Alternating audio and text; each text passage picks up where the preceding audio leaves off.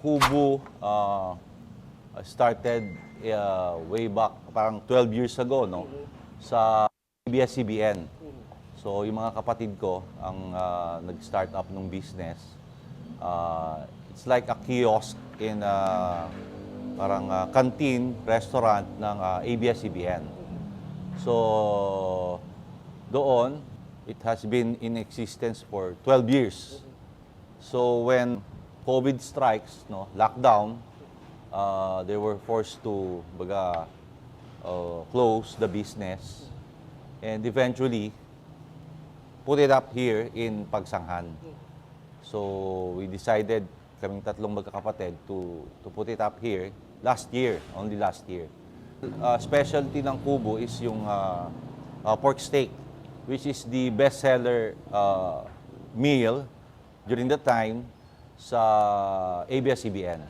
So, marami kaming mga artista, mga newscaster, and mga employees ng ABS-CBN na talagang suki ng Kubo.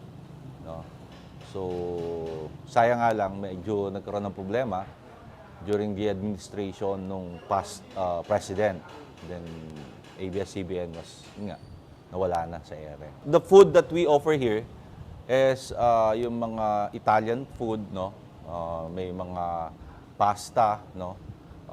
Which is parang, kumbaga, specialty ng kapatid ko, si Ate Ronnie, no? So, pasta, mga pomodoro, mga ganyan. So, and then together with, nandun pa rin yung pork steak. And then right now, we offer also group meals, no?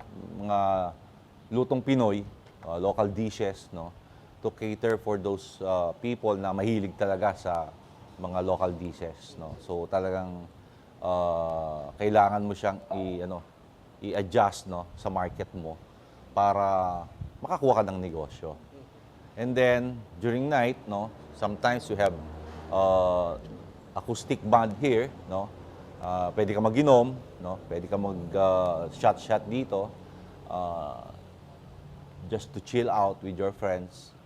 And then, right now, last January, we opened the boat riding station for local and foreign tourists, no? Na yung gustong ma-experience yung boat ride and to see yung Pagsangan Falls.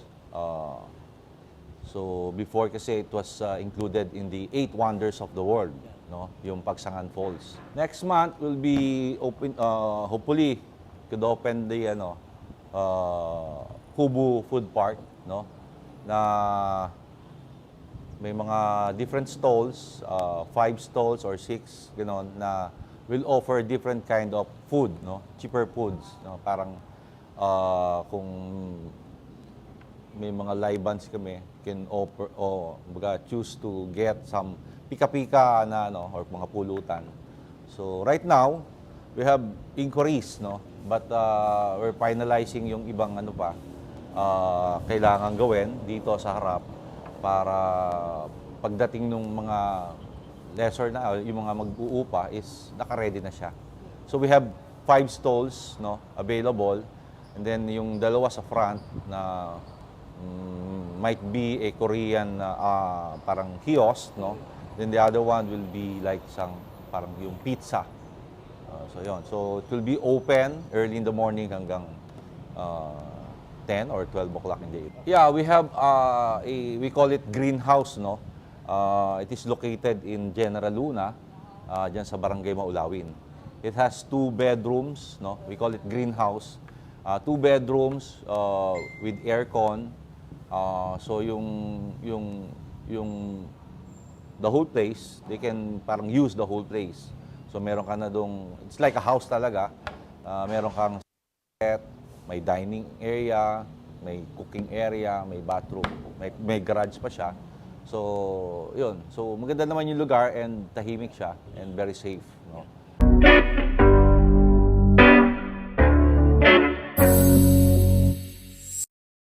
Tara, biyahe Pagsangan tayo.